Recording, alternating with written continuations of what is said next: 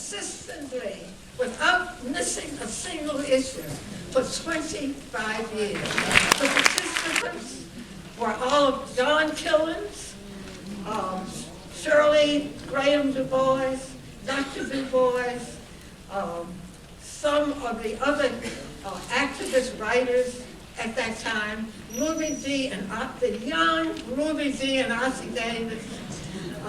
And this was held at a hotel called the Martinique Hotel on 34th and Broadway, near Macy's. We engaged one ballroom at the Martinique Hotel for this occasion. And much to our surprise, so many hundreds of people came out to welcome this new publication with a whole blown-up picture of our design for the first issue.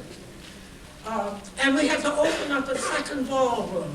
We knew then that we were not only writers and activists, but many, many people from the Black community particularly, who wanted and who welcomed this kind of a publication, which joined certainly political work with cultural work, with the theater, and it was something that indeed was welcome.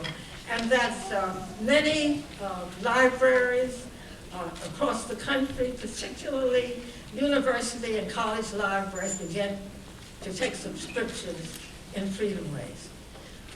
This magazine, I would say, lasted 25 years.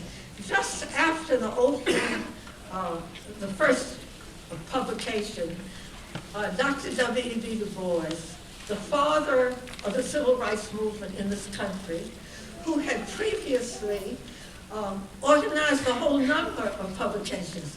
He started Crisis Magazine of the NAACP, which is still being published over 100 years later. He also started a children's magazine, the Brownies book. He thought that it was important to take the culture and history of African Americans to the youngest children. Unfortunately, the Brownies books lasted about 2 or 3 years, and you can find it now in the archives in most universities. Because of this, the magazine Freedomways had a good start. It became certainly used in classrooms across the country.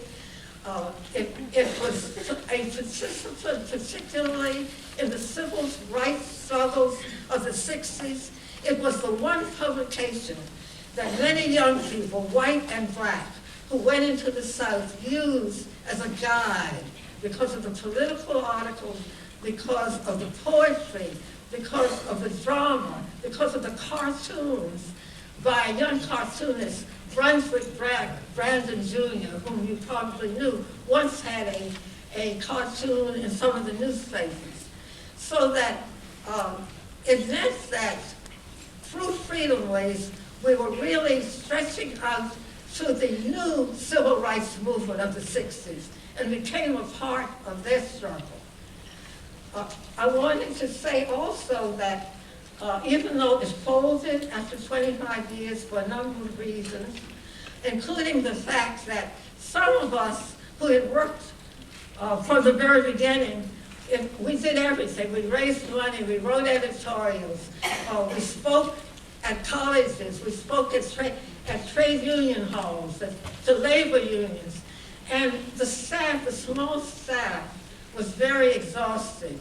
And so we held a big meeting, paid off all the debts of the magazine in the hopes that other people would be stimulated to pick up the banner and continue Freedomways magazine, which in many ways was unique in the role that it played.